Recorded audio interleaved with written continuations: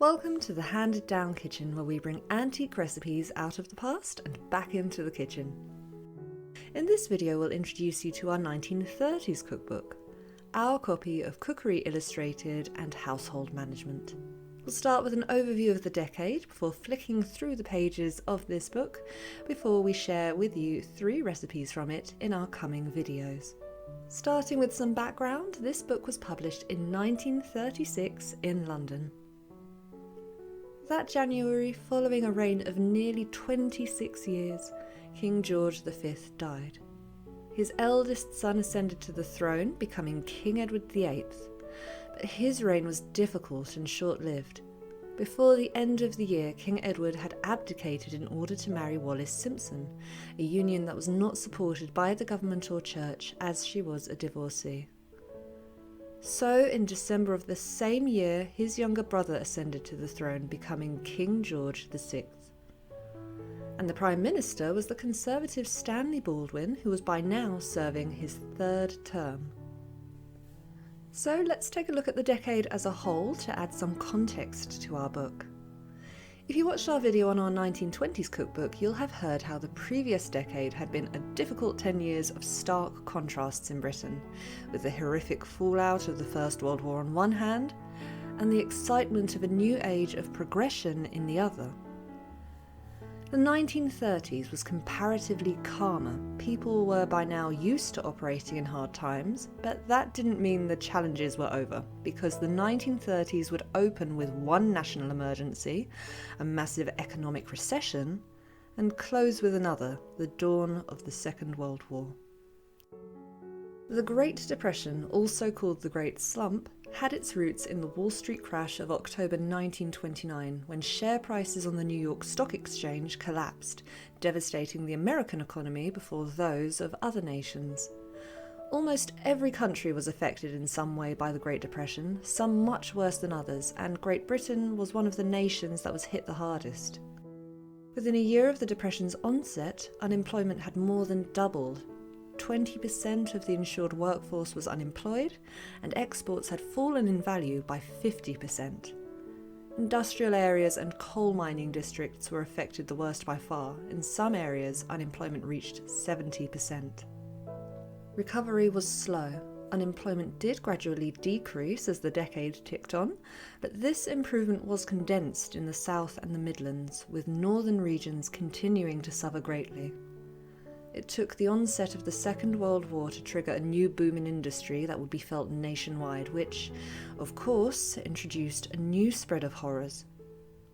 For the average family, the 1930s was a time of hard graft, determination, and endurance. But despite this terribly grey and depressing backdrop, the 1930s wasn't all doom and gloom.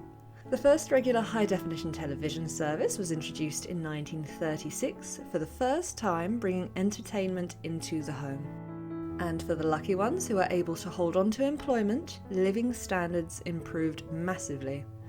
The interwar boom in quality house building that had begun in the 1920s continued to grow, and the degree of people living in real poverty had massively decreased, with the situation aided by the recent introduction of a proper state pension and an unemployment benefits system. In this decade also began a never-before-seen interest in health and fitness. Malnutrition and chronic health issues caused by pollution, dangerous working conditions and overcrowding had been a problem for such a long time they were scarcely thought of. But Britain's poor performance in the 1936 Olympic Games triggered quite a reaction from the government that decided enough was enough. Local authorities were encouraged to deliver as much land as they could for sports and outdoor activities, and sure enough, football pitches, recreation fields, racetracks and lidos started popping up all over the place at this time. And people, particularly children, were becoming fitter, stronger and healthier. When it came to evening entertainment, nightclubs, which had flourished in the 1920s, remained popular. But with there being less money now to spend on drink, dance halls were becoming more of a hit, particularly with youngsters having more of a spring in their step from all this new exercise that they were getting. But the most popular thing to do by far was still to go to the cinema. With tickets being cheap, for many it was a weekly occurrence. And with the 1920s seeing the first talking picture film, the 1930s saw something equally exciting: the dawn of Technicolor. So, in a nutshell, the 1930s was a difficult time that we got through by exercising resilience while taking pleasure in the little things: health, well-being, the home, and a cheerful outing to the local picture house or dance hall. And having now set the scene, let's show you our 1930s cookbook. This is our copy of Cookery Illustrated in Household Management, published in 1936, making it 85 years old in 2021. It has a light blue plain cover and minimal decoration, and you can already see it's the thickest book in our whole collection with countless recipes.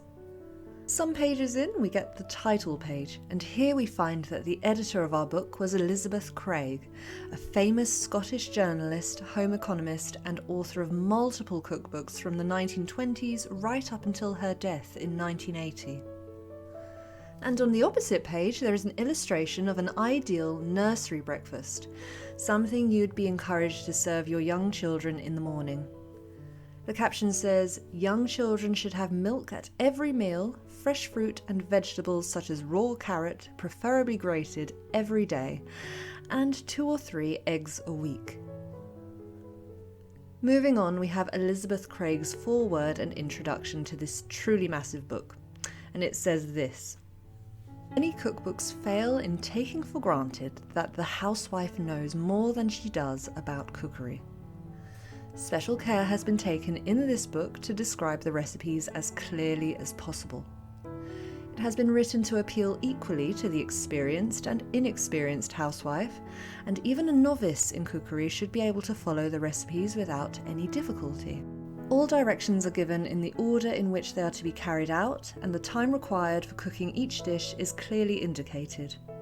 The number of persons for whom the dish is designed is shown at the beginning of the recipes, and the quantities can be increased or decreased proportionately for larger or smaller families.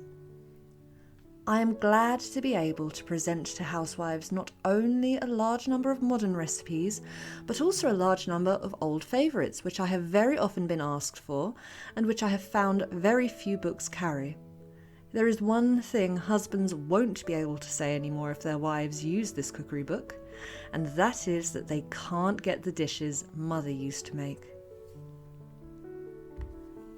Flipping past the giant contents page and list of illustrations, of which there aren't too many considering the size of this book, we start with a chapter on the techniques of cookery, which places great importance on having the right utensils and equipment in your kitchen before giving advice on different methods of cookery.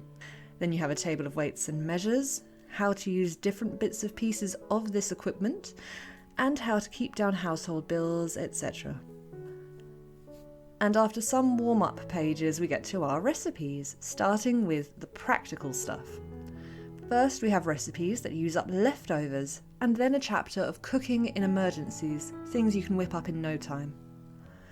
These chapters are slotted in between informational paragraphs of a similar focus, for example, how to save fuel.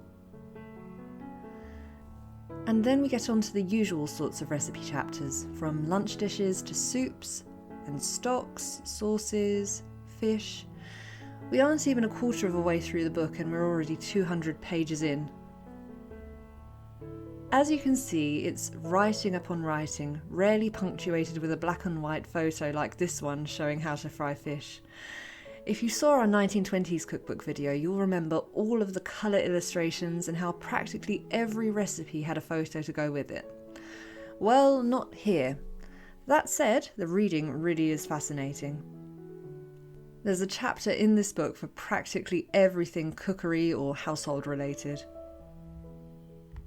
There's quite a short chapter on entrees, followed by poultry recipes, recipes for joints, vegetables, pastries and puddings, and lots of recipes for ice creams and ice cream sundaes. Ice cream became quite popular in Britain in the 1930s. Then you have a chapter on vegetarian dishes, something we haven't got in our older books. It starts with this: "Now that meatless meals are popular with so many people, no cookery book is complete without a vegetarian section." Moving on, we have biscuits and cakes, bread and rolls, confectionery, preserves, and we'll be sharing with you a new jam recipe from this chapter soon, jellies, beverages, and then we have a chapter called Diet for Health, which includes 3 articles: the choice of a healthy diet, appetite and digestion, and rules for diet, all written by qualified individuals with a procession of letters after their names. They're all very interesting to read. Then is a chapter on recipes to balance your weight, including slimming recipes, fattening recipes, and fruit for health. Then recipes for the sick and diets for infants and children by age. And this chapter includes full weekly menus and daily diet schedules. It's very thorough. Next is what has to be our favourite chapter, famous old-fashioned dishes and local dishes. Then we have a chapter on Jewish cookery, which we're very interested in getting stuck into, including recipes for Passover rock cakes, challah, and potato pudding. And the rest of the book, which is about 150 pages, is purely informational. We have a chapter on menus for every day for those who find menu planning difficult, so you can easily plan your meal schedule and shopping trips. Then advice on how to carve certain meat and fish, and a huge chapter on kitchen equipment and the utensils that you can only aspire to have in your kitchen. We are then given helpful instructions on how to care for different parts of your kitchen, such as your sink, how to lay your table properly, and advice on what your linen cupboard should contain. Next is thorough advice on marketing. And finally, we have page upon page with general household tips and hints, from how to make a baby playbox using an old suitcase, to removing ink stains from your carpet, to relieving a wasp sting. So far, the recipes that we've already tried, tested and filmed from this book are roast neck of lamb, which we served with recipes from the same book for maitre d' hotel sauce, stewed cucumber and roast potatoes, gooseberry jam, sausage rolls, and 3 cocktails. In our next 3 videos, we'll be showing you how we brought 3 recipes from this book back to life, including rhubarb and ginger jam, Cornish saffron cake, and Eccles cakes. We hope you enjoyed this video. If so, please leave us a like, and if you'd like to see more about our collection of antique cookbooks and watch us recreate the recipes from them, be sure to subscribe to our channel.